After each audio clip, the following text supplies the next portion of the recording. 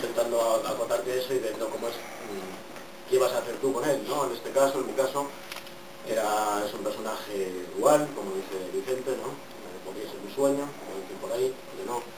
Y es una persona que está, digamos que es un intelectual supuesto y no se moja ni en el agua, que en una época convulsa como está viviendo, él nunca dice si está a favor, en contra, de qué, ni nada. Es alguien que está muy en la cabeza, vive muy en la cabeza, vive fuera de España, y de repente se desata su parte más instintiva, más primitiva, ¿no?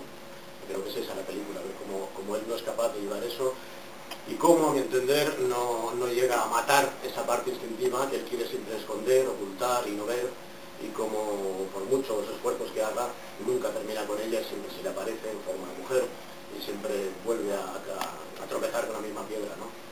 Eso como hombre me parece que es bastante fácil de trabajar, como actor, digamos, ver tu parte más instintiva y más animal, pues creo que todos lo tenemos bastante a huevo.